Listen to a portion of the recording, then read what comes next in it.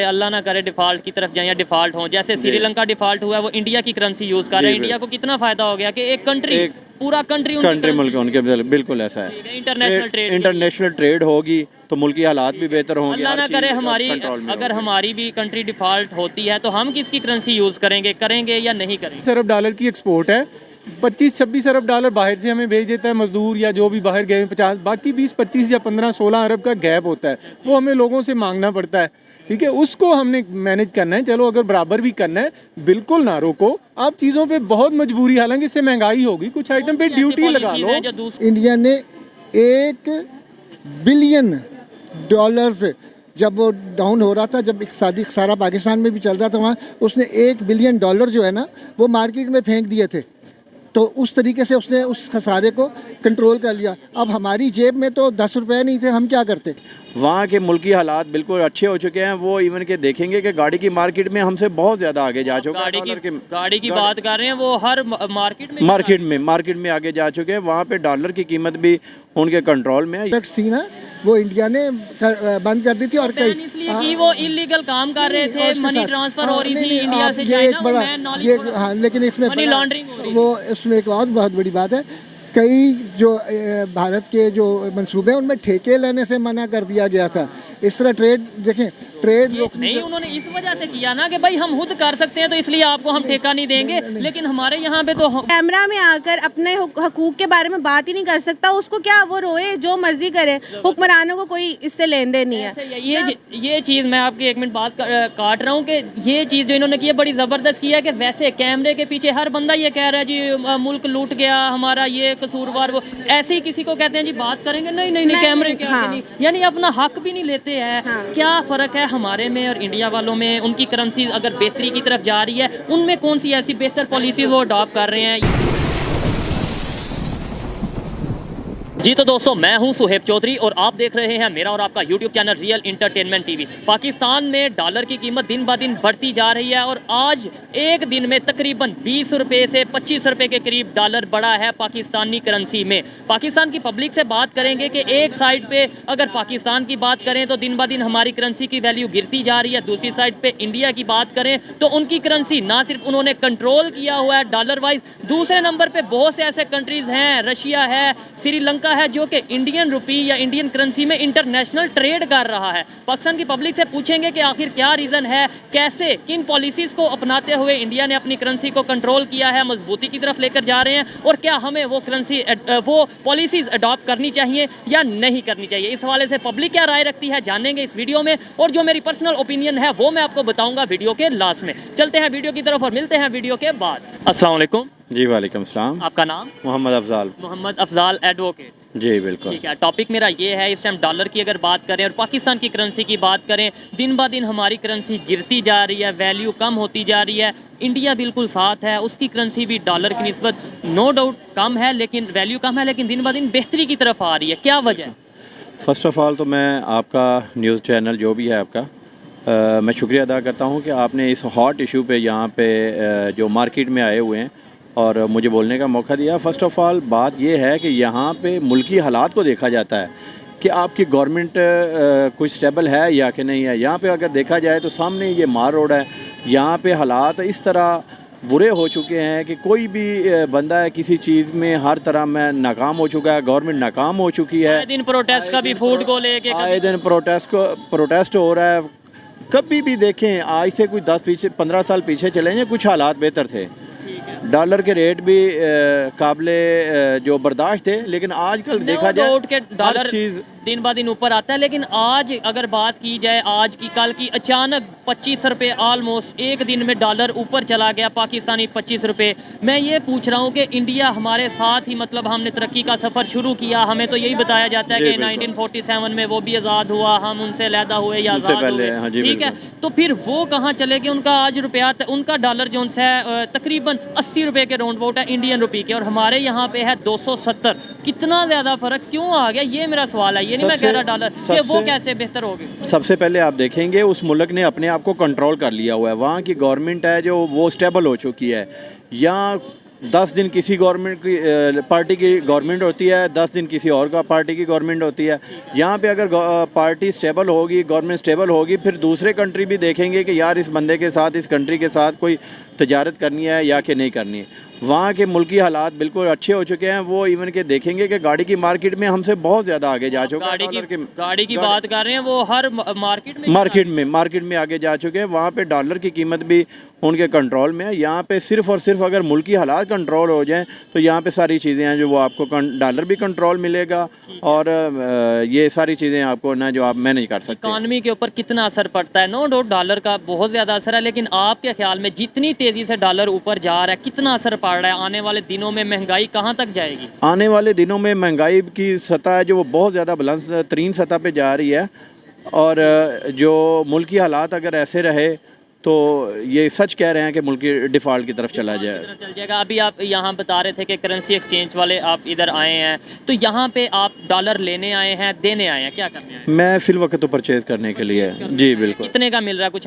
Idea है? नहीं, अभी मैं अंदर मार्केट में नहीं गया हूँ, अभी अंदर जाता हूँ तो पता चलता है कि क्या सूरत हाल है। अंदाज़न मैं आपको बता देता हूँ, मैं भी अंदर से विजिट करके आया हूँ। 270 के राउंड अबाउट मिल रहा है जब हम लेने जा रहे हैं। जी, ठीक ये है। देने जाएंगे तो 262 के राउंड अबाउट, 264 के राउंड अबाउट हम दे सकते हैं। लास्ट में ये बता दें बेहतरी कैसे आएगी इकॉनमी को या अपनी करेंसी को कैसे हम पावरफुल बना सकते हैं? ट्रेड के थ्रू मेरे ख्याल से बना सकते हैं। ट्रेड के थ्रू अगर देखें कोई दूसरा मुल्क हमारे साथ कोई ट्रेड करता है, कोई अच्छी तजारत होगी हमारी करेंसी में, देन हमारी जो वैल्यू है और डॉलर की कीमत भी है ना वो नीचे आ सके। अदरवाइज़ हम है ना जो डिफ़ॉल्ट की तरफ जा रहे हैं। अल्लाह ना करे डिफ़ॉल्ट की तरफ जाए या डिफ़ॉल्ट हो। जैसे श्रीलंका डिफ़ॉल्ट हुआ है, वो इंडिया की करेंसी यूज़ कर रहे हैं। इंडिया को कितना फ़ायदा हो गया कि एक कंट्री पूरा कंट्री मुल्क उनके बिल्कुल ऐसा है। इंटरनेशनल ट्रेड होगी तो मुल्की हालात भी बेहतर होंगे। अल्लाह ना करे अगर हमारी भी कंट्री डिफ़ॉल्ट होती है तो हम किसकी करेंसी यूज़ करेंगे या नहीं करेंगे? इंशाल्लाह फ़िलहाल तो यही है कि हम डिफ़ॉल्ट नहीं करेंगे, हालात बेहतरी की तरफ जाएंगे। लेकिन उसके लिए सबसे ज़्यादा जो इम्पोर्टेंट चीज़ है, आपको दूसरे मुल्कों के साथ तजारती तल्लुकात है वो बहाल करने चाहिए। ज़बरदस्त, अच्छा लगा इनसे बात कर। अस्सलाम वालेकुम। जी वालेकुम अस्सलाम। आपका नाम? नूरुलैन। नूरुलैन, क्या करती हैं आप? मैं मीडिया पर्सन हूँ। ठीक है, ज़बरदस्त। फिर तो जिस टॉपिक पे मैं वीडियो रिकॉर्ड कर रहा हूँ आपको उसके बारे में न्यूज़ का पता भी होगा कि डॉलर की कीमत एक दिन में 25 रुपये तकरीबन बढ़ी है। ये बताएं क्या वजह है कि हमारी पैसे की वैल्यू दिन ब दिन गिरती जा रही है? साथ नेबर कंट्री इंडिया है, 1947 में एक साथ ही हमने तरक्की का सफ़र स्टार्ट किया, उनकी वैल्यू बढ़ती जा रही है पैसे की।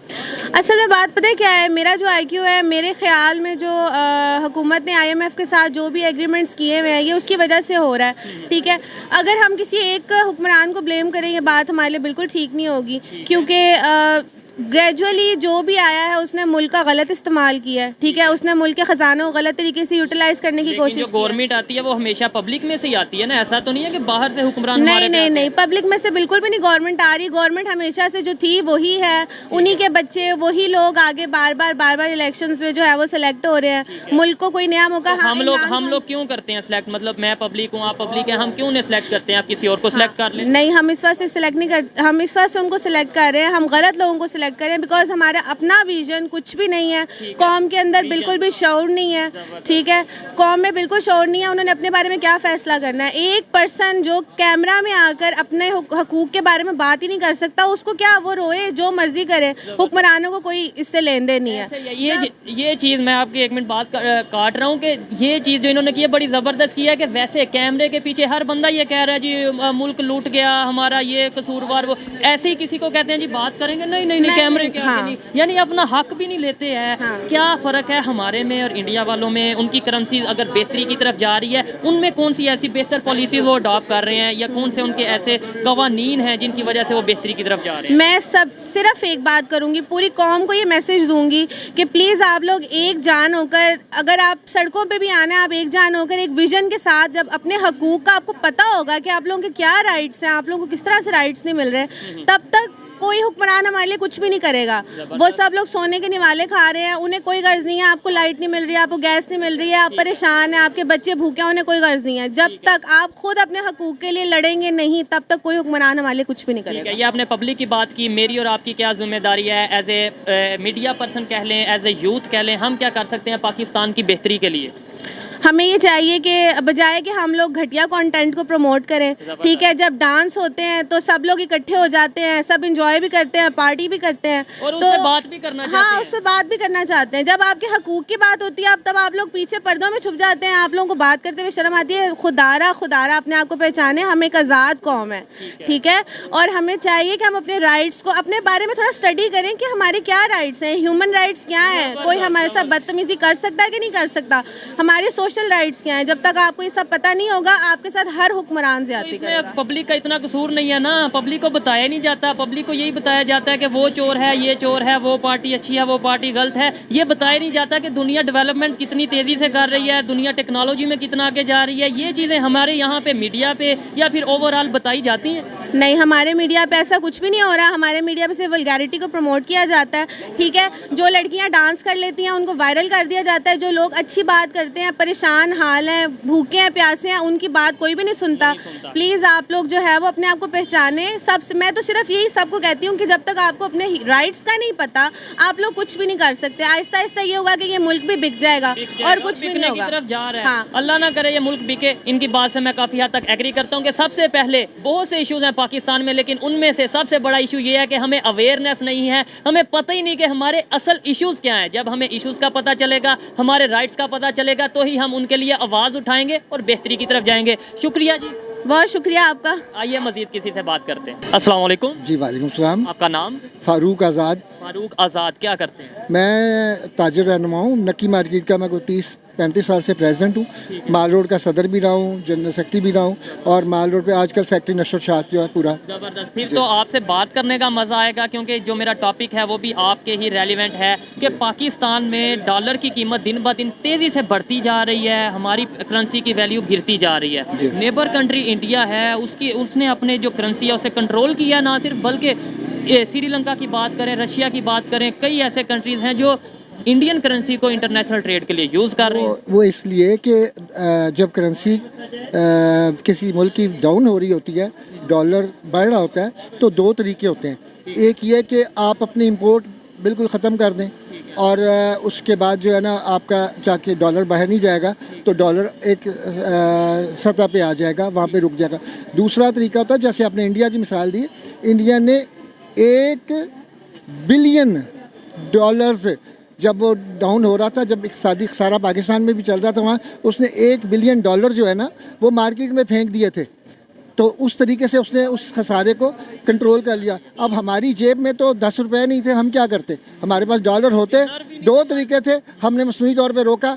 तो वो जब मसनूई तौर पे रोका, तो एक आपको पता कि जब एक बंद आर्टिफिशियल तौर पे हमने बंद बना हुआ था, जब वो बंद जो है टूटेगा, तो जाहिर है कि वो पानी 10 फुट से 50 फुट तक जाएगा। मेरा ख्याल है कि डॉलर तो इसकी जो प्रवास है वो 300 से पहले रुकने वाली नहीं है। यानी अभी मजीद अभी एक दिन में 20-22 रुपए बढ़ा, आगे मजीद बढ़ने। अभी IMF ने जो देना है, अगर दे भी दिया तो वो भी हमारे लिए बिल्कुल नाकाफ़ी है। हो सकता है 1 आध महीने की ज़रूरत, क्योंकि हमें 3 से 5 अरब डॉलर चाहिए इस वक्त पाकिस्तान को जो है ना इस बहरान से निकालने के लिए। अगर $1 अरब मिल भी जाते हैं ना, तो मेरा नहीं ख्याल है कि पाकिस्तान जो है ना, क्योंकि मेरे ख्याल के मुताबिक $33 बिलियन हमें चाहिए डिफॉल्ट से बचने के लिए, ऐसा जो है वो कह रहे हैं लोग। बिल्कुल ऐसे, बिल्कुल मुझे बताएं 1947 की बात करें, तब अगर पाकिस्तानी रुपये की बात करें, इंडियन रुपये की बात करें, ऑलमोस्ट सेम था, 19-20 का फर्क नहीं, होगा। पाकिस्तानी रुपए की वैल्यू ज़्यादा थी। अच्छा, ज़्यादा जी, मैंने खुद देखा है। जब मतलब ये नहीं, ये तो ज़्यादा रही है। तकरीबन 65 से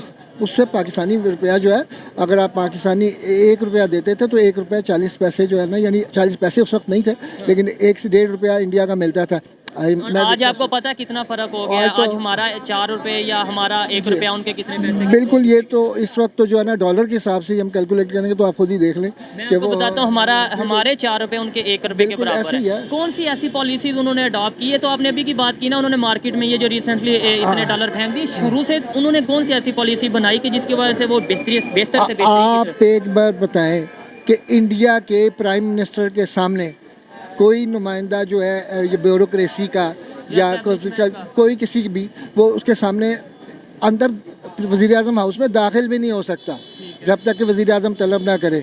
तो बस ये देख लें, अगर बांग्लादेश ने अगर तरक्की किया तो वो देख लें, उन्होंने स्ट्रिक्ट कानून बनाए। और अगर ये करप्शन बेसिक एक तो करप्शन ख़त्म होनी चाहिए और बिल्कुल नहीं ख़त्म होती मेरे ख्याल वो से बांग्लादेश में भी, इंडिया में हाँ भी नहीं चलती रहती, मैंने ये बताई है। लेकिन करप्शन, वो जो करप्शन है वो आम सतह पे है इतनी, जो बहुत बड़ी सतह पे जिसमें बिलियन डॉलर्स का आप किकबैक्स लेते हैं और जब ऐसे मंसूबे बनते हैं कि आप 100 मर्सिडीज़ें दरामद करते हैं तो फिर उसमें जो है ना मुल्क को नुकसान होता है। तो ये बिजनेसमैन अगर बात करूं आपसे, कितना नुकसान हो रहा है और आगे जो नए बिजनेस करना चाह रहे हैं, नए लोग यूथ बिजनेस करना चाह रही है, क्या वो ये सोच के रुक नहीं गई कि पाकिस्तान में तो फ्यूचर नहीं है बिजनेस का, क्योंकि करेंसी दिन ब दिन गिरती जा रही है, इंपोर्टर एक्सपोर्टर हजरात? नहीं, अब तो कई लोग तो ये सोच रहे हैं, कई मतलब मैं नहीं हूँ उनमें, ओवरऑल कुछ दानिश्वर हैं जिन्होंने ये भी कहा कि पाकिस्तान डिफ़ॉल्ट ही कर जाए ताकि ये जो अयाशियाँ और अल्ले तल्ले हो रहे हैं, गरीब आदमी तो मर जाएगा, लेकिन ये कि पाकिस्तान दोबारा से एक नए तो होगी कि अब यार जीरो पे आ गए, इससे नीचे तो जाना हर जवाले रा अरूज,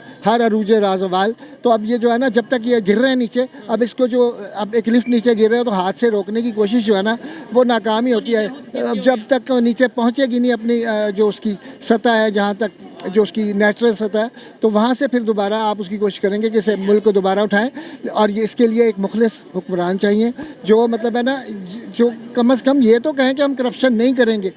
यहाँ के हुक्मरान तो ऐसे कि खुद नहीं करेंगे और सेकंड नंबर पे ट्रेड करेंगे। हमारे हुक्मरान कई ऐसे हैं जिनकी बड़ी फैन फॉलोइंग है, बड़ा पसंद भी किया जाता है, लेकिन उन्होंने नेबर कंट्री से ट्रेड रोक दी, रिलेशन खराब। ट्रेड रोकने के भी कई होते हैं, ट्रेड उसमें बिल्कुल ऐसे नहीं रोक ली गई। वो इसमें यह था कि आपने भारत के साथ अगर ट्रेड रोकी थी, हालांकि WTO और दूसरे जो बैनुल-अक़वामी माहदे भी मौजूद थे, लेकिन यह है कि भारत ने जो इक़दाम किया था, जो कश्मीरियों के हकूक़ गस्ब किए थे और वहाँ पे जो स्टेट सब्जेक्ट जो है वो भारतीय शहरियों के लिए भी ओपन कर दिया था, तो उस वक्त फिर जो है ना पाकिस्तान ने इकदाम किया था। बोला कश्मीर को लेकर हमने वो ट्रेड रोकी, ठीक है। कश्मीर के जैसे पाकिस्तान और इंडिया में कश्मीर का इशू है, वैसे इंडिया और चाइना में लद्दाख का इशू है, उन्होंने तो नहीं ट्रेड रोकी।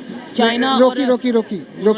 मैं आपको बताता हूँ, ट्रेड नहीं हो रही चाइना इंडिया में। नहीं आप ये देखें कि जो नेट पे कई उनकी प्रोडक्ट्स थी ना, वो इंडिया ने बंद कर दी थी। और कई इसलिए कि वो इलीगल काम कर रहे थे, मनी ट्रांसफर हो रही थी इंडिया से चाइना। हाँ, लेकिन इसमें मनी लॉन्ड्रिंग वो उसमें एक और बहुत बड़ी बात है, कई जो भारत के जो मंसूबे हैं उनमें ठेके लेने से मना कर दिया गया था। इस तरह ट्रेड देखें, ट्रेड नहीं, उन्होंने इस वजह से किया ना कि भाई हम खुद कर सकते हैं तो इसलिए आपको हम ठेका नहीं देंगे, लेकिन हमारे यहाँ पे तो वो चीज़ मौजूद ही नहीं, फिर भी हमने ट्रेड रोक दी। फ़र्क है, ये बात ना करें। लेकिन देखें ना, कुछ मतलब हासिल करने के लिए कुछ कुर्बानियाँ देनी पड़ती हैं। हासिल कर लिया जिसके लिए हमने ट्रेड रोक, वो तो हमने आखिरी गोली और आखिरी फौजी तक और आखिरी बंदे तक हमने लड़ाई लड़नी थी, जैसे 1000 साल वाली लड़ाई थी, तो ये लड़ाई भी ऐसे ही है।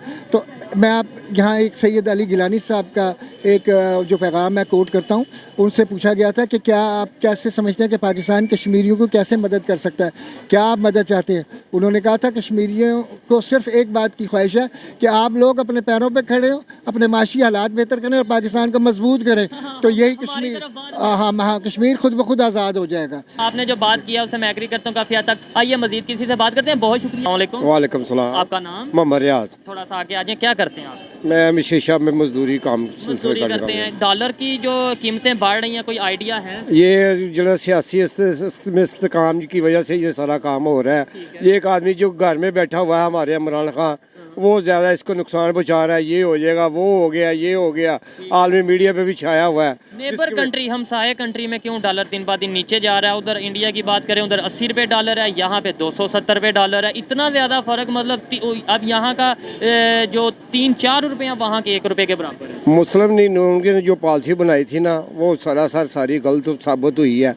मुख्तार इस्माइल को रहने देते, ये जो डार को लेके डार कंट्रोल कर लेगा, ये कर लेगा, वो कर लेगा, वो सारा फ्लॉप हो गया। कंट्रोल नहीं कर पाए।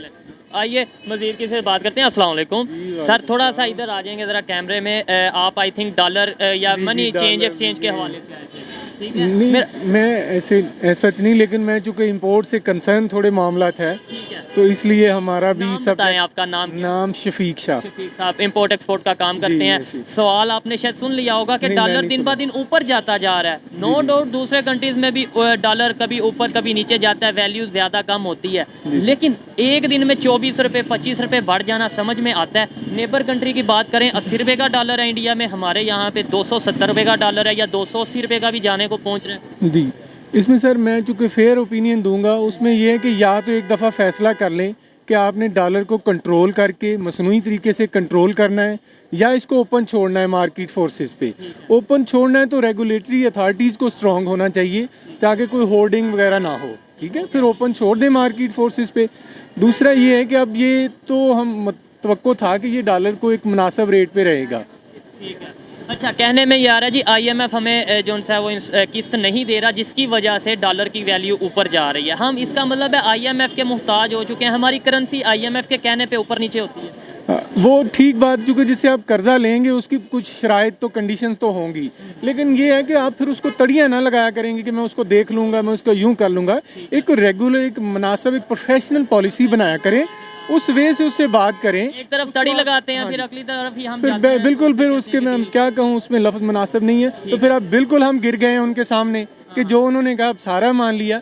अब तो लोगों को नहीं दरअसल बेवकूफ़ बना रहे कि लोगों को हम कहते हैं कि हम IMF के पास नहीं जाएंगे, हम ये कर देंगे वो कर देंगे, और दूसरे ही दिन या 2 हफ्ते बाद 3 हफ्ते बाद पता चलता है IMF से बातचीत चल रही वो है। सारा फेस आप दूसरे ही दिन तो दिखा देते हैं लोगों को। अगर कोई झूठ बोला भी जाता है कि हम ये कर लेंगे वो कर लेंगे, क्योंकि मीडिया सारी बात पहुंचा देता है कि अब ये यकदम जो रेट 20 रुपए के करीब इंटरबैंक में ऊपर गया, हाँ जी, इंटरबैंक में भी ऊपर गया है, तो सारी चीज़ें पब्लिक के सामने वालों ने आ दी कैसे है। कंट्रोल किया हुआ है अपने डॉलर को? ना सिर्फ वो डॉलर बल्कि उनकी श्रीलंका की अगर बात की जाए तो वो उनकी मनी को अपना इंटरनेशनल ट्रेड के लिए यूज़ कर रहे हैं, इंडियन करेंसी को। जी जी, इंडियन तो अभी सुनने में आ रहा है ऑटो इंडस्ट्री उसकी दुनिया की शायद तीसरी चौथी वो बनने जा रही है, जापान को भी पीछे छोड़ रही है। हाँ जी, हमें असल में मेन है कि अपनी एक्सपोर्ट को प्रमोट करें, एक्सपोर्ट के लिए जो काम हो सकता है करें, फिर हमारे जो बाहर ओवरसीज़ जाते हैं उसको जितना फैसिलिटेट कर सकते हैं करें। मेन यही कि इंपोर्ट भी अब आपको अंदाज़ा नहीं इस बात का शायद, क्योंकि हम डील करते हैं पूरी 6 माह के लिए। अब ये कह दिया गया है कि पाकिस्तान से सिवाय कुछ एसेंशियल आइटम के कोई चीज़ बाहर नहीं जाएगी। ये तो फिर इसका मतलब डॉलर नीचे नहीं आने वाला, ऊपर ही जाने वाला। जी जी, नहीं उससे तो शायद वो कब कर लें, डॉलर को तो शायद मैनेज कर लें, लेकिन जब जा रहा है डॉलर 300 तक जाएगा। जी जी, वो एक अलग चीज़ है। अब देखिए हमारी 72 अरब डॉलर की इंपोर्ट है और 25-26 अरब डॉलर की एक्सपोर्ट है।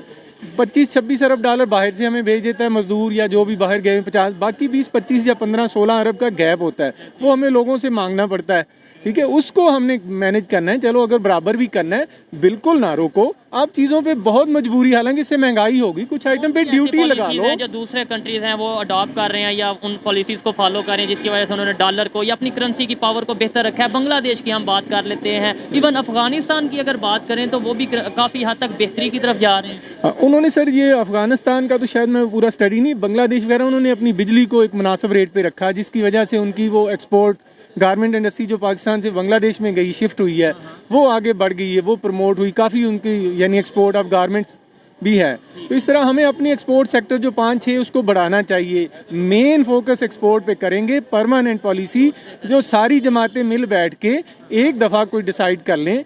तड़ियाँ वो कहते उसी नहीं मान के जाना, दूसरी भी पार्टी कहती सी असी IMF की गल नहीं सुननी, लेकिन फिर वो सुननी भी पई, लेट किते फैसले, टाइमली डिसीजन लेने पैंदे ने, ठीक है, डिसीजन लेना पड़ता है और टाइम पे डिसीजन लेना पड़ता है। अच्छा लगा इनसे बात करके। जी तो दोस्तों ये थी आज की वीडियो, पाकिस्तानी पब्लिक की ओपिनियन आप तक पहुंचाई, और अगर इस हवाले से मेरी पर्सनल ओपिनियन की बात की जाए तो मैं यही कहूँगा कि बुरा वक्त और मुश्किल हर कंट्री पे आती है, लेकिन पाकिस्तान इस परेशानी के आलम से तभी निकलेगा जब हम अपनी पॉलिसीज़ को बेहतर करेंगे, अपनी ट्रेड रीओपन करेंगे तमाम कंट्रीज़ के साथ, चाहे वो नेबर कंट्री हो या फिर फॉरेन कंट्री हो। ये मेरी पर्सनल ओपिनियन थी, आप इसे एग्री भी कर सकते हैं और डिसएग्री भी कर सकते हैं। वीडियो कैसी लगी कमेंट में ज़रूर बताइएगा। मिलते हैं नेक्स्ट वीडियो में, तब तक के लिए पीस आउट, अल्लाह हाफिज़।